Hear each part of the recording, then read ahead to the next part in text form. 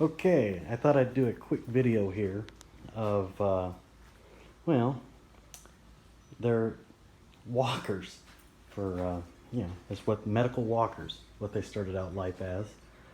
Um, in my case, what I'm using them for is kayak stands.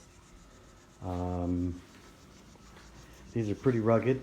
I mean, you think about some of the pretty large people that are wandering around using these walkers. That will support quite a bit of weight. Some of the key benefits that I have found using these is, number one, they have these pads here, so they will cushion the bottom of your kayak when it's sitting on top of it. Now I have a Predator Old Town 13, and those are the outriggers that I made for it that are in other videos. This is what I used whenever I do any rigging on my kayak.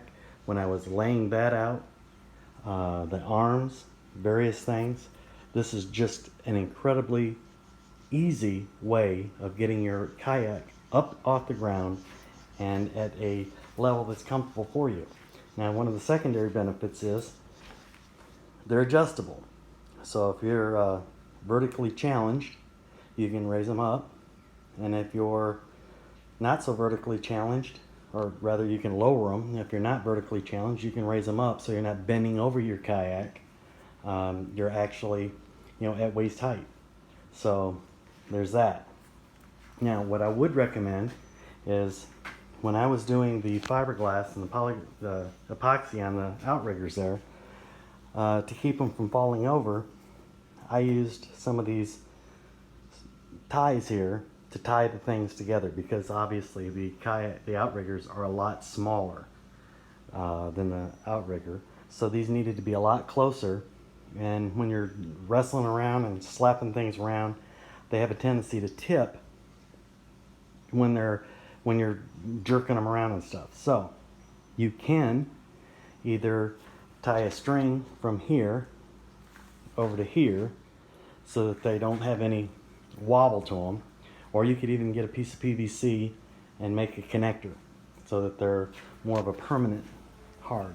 Now, with my outrigger, with my kayak on there, I don't have to put any type of connection between them. It just sets right on there perfect. It allows you to, very stable to load. It does everything that you want it to do. No issues whatsoever. The other thing is, I've also taken one and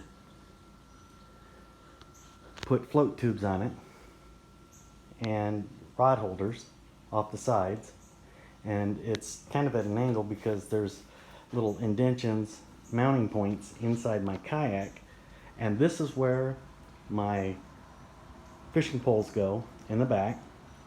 I can have 6 poles the way it sets, my push pole, my upright paddle. Back here is where my wheels hook, and it does all the things that I want it to do inside the kayak.